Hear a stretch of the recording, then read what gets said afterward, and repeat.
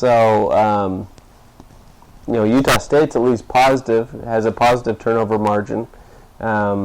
Boise State's one of the worst turnover margin teams in the country. So that's one opportunity, because obviously it's football, anything can happen. I think that's one possibility that happens in this game, and it may come back to bite Utah State. Maybe Utah State's the one that's going to lose the turnover battle. I don't know, but that's obviously something to watch. Yeah, and I think we have to go up there, and you got to win that, and then we're going to have to get points off of it to be able to win that game. Right. It just seemed like a different team in that.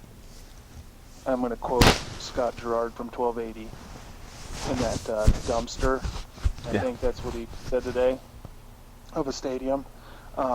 Albertson Stadium or whatever. I've been there a few times. But anyway, I'm not going to sit here and bash on their stadium. Or I read an article today that said that's one of the priorities of the new athletic director is to expand and renovate the east side of Boise, of Albertson Stadium, and I hope they're not using the Boise State design department or the engineering department, because that thing is designed by far the worst stadium I have ever been to.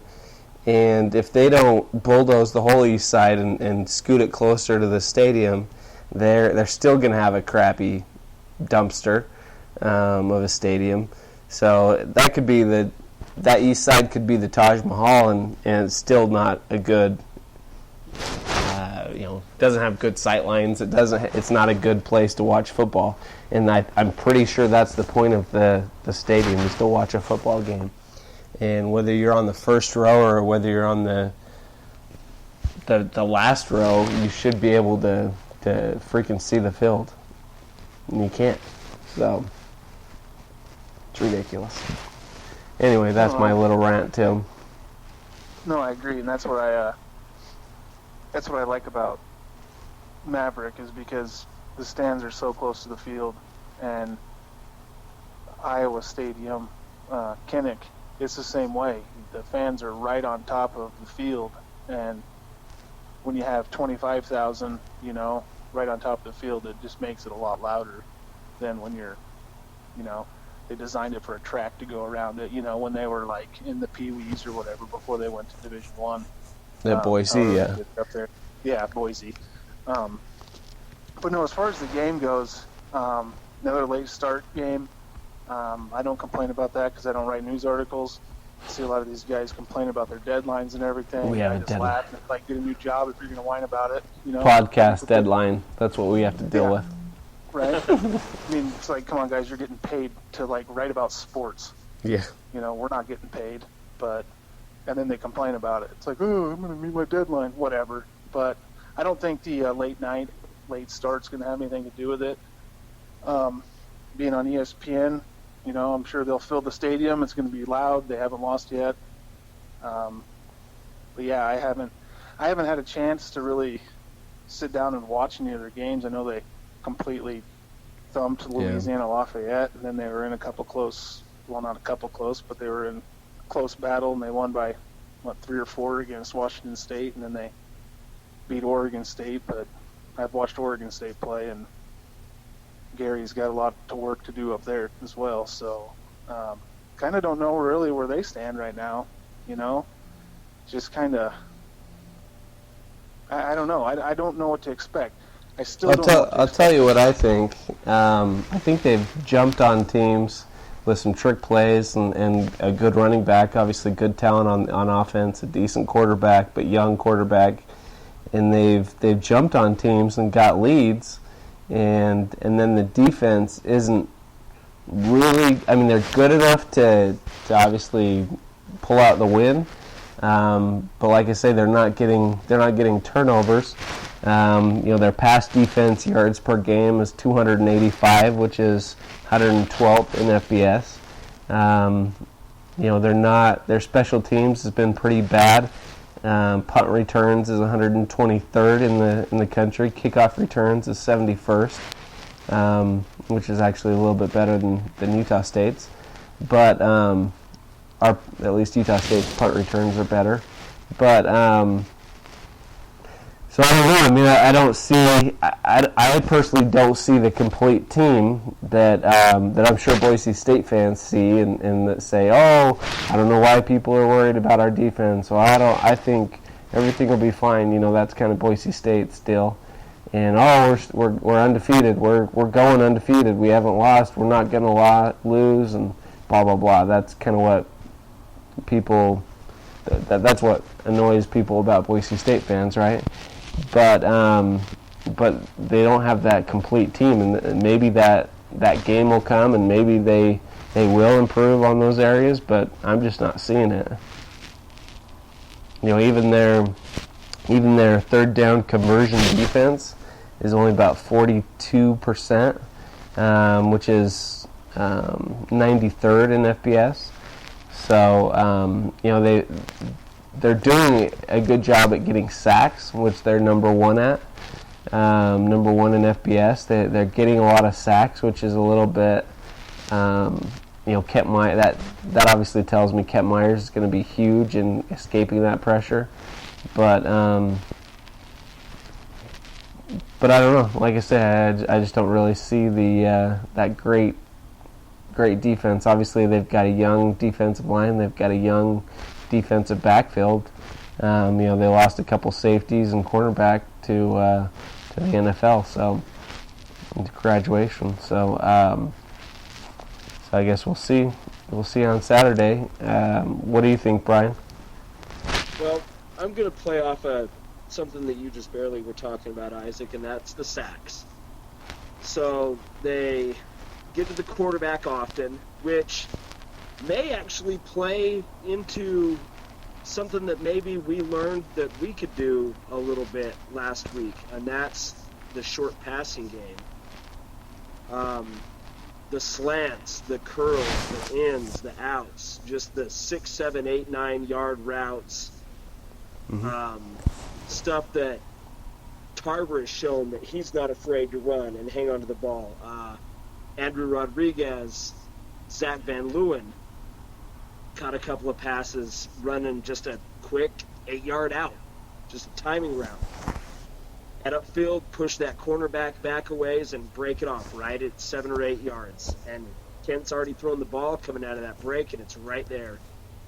So I think if they're going to try and pressure the quarterback a lot, which obviously they have their first 3 games, we may have learned a little something about what could possibly be a strength for us in precise route running.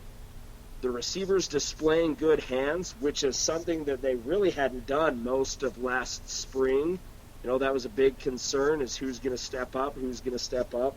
Well, I think we had 4 guys really step up quite well over the weekend last week. But most importantly is Kent just stood in that pocket and kept taking shot after shot after shot. He really didn't do much with his feet. Surprisingly, when you're talking about Kent Myers, you're usually, if you're familiar with him at all, you're usually thinking dual threat guy. And he just stood in that pocket and delivered. He was looking downfield, yeah. Yeah, and just kept marching. And we just kept shooting ourselves in the foot offensively, you know, and we really should have put more points on the board and really should have gone away with that game with a W and a 1-0 record coming into this weekend in the Mountain West. Instead, we're coming in 0-1, obviously, and Boise's going to have this game circled after last year. I mean, I don't think that the score was intentionally run up as far as last year goes. I just think that we couldn't help but keep capitalizing on all the gifts. So I don't think that there's maybe any bad blood. I don't necessarily think that Boise's going to try and embarrass us by any means. It should just turn out to be a good, hard-fought ball game. But the Boise players are going to have a chip on their shoulder after last season. Yeah.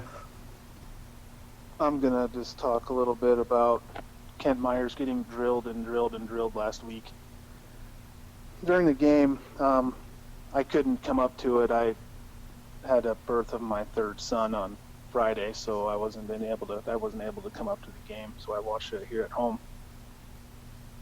Our right tackle play has got to get better. Mm-hmm. It was embarrassing to watch. And I'm going to call him out. Brooksby did not have a good game. And if they're number one in FBS getting the quarterback, either one, he's got to get his head in the game. Two, they got to just get somebody else in there. Or something's got to happen. I mean, it was bad. He was reaching, he was lunging, he wasn't moving his feet.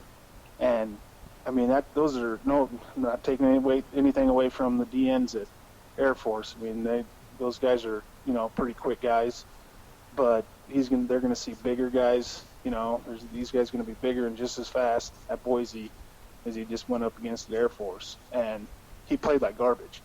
And, I mean, not lining up on the line, causing, during that, this was one of the last drives that we had. And, what was it? We had two big plays that got called back for 5 men in the backfield. Well, he was a fifth guy because I always think that call. I think that call is usually complete BS, because it's basically the same on both sides, and that's how they've been lining up the whole time. Like, wait, was he an inch or 2 inches further back on that play? But like you say, he probably was creeping back a little bit because he was getting killed. He was getting completely beat all game long. And it's like he just mailed it in and just whatever. And I don't know if I'm more disappointed in his play or the coach is not yanking him and putting somebody else in his place. But I mean, I tweeted out about it halfway through the game, how bad it was. I mean, it just, when watching it at home on TV, you get a different perspective than you do when you're watching it live. I have the ability to rewind things and watch it over, you know what I mean? But all I know is I'd like to know what they graded him out at last game. I really would. If it was above a D, I'd be surprised because F minus. I mean, yeah, it was terrible. He played terrible, and that's got to get better. And there was a few. And Kent, like you said, he's going to have to move. He's going to have to use his feet a little bit more. It just seems like Kent's on those reads. He's given the ball more than he's keeping it this year, and which is fine if it's not there. But he's got to make that read right every single time. I mean, he can't screw up. And there was and going back to the offensive line, if they need to put in Simonich or make a change or whatever they need to do, not only did he give up the he gave up, obviously he had that penalty that you just mentioned. He gave up the sack that the fumble happened on, that I don't think was actually a fumble, that gave them the ball at the 20, and he just gave up sack after sack. I feel like everyone else on the offensive line played well. And, they weren't perfect. I'm sure they didn't get graded out at an A, and he got graded out at an F. But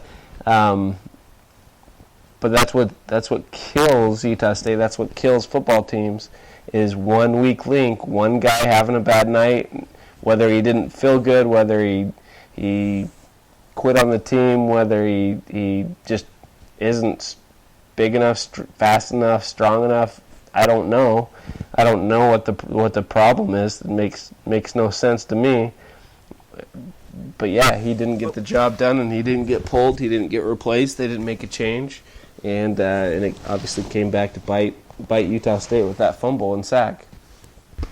Well, you guys have both brought up being graded out.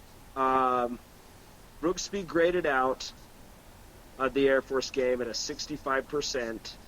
Technique was graded out at a 54%, and effort was also graded out at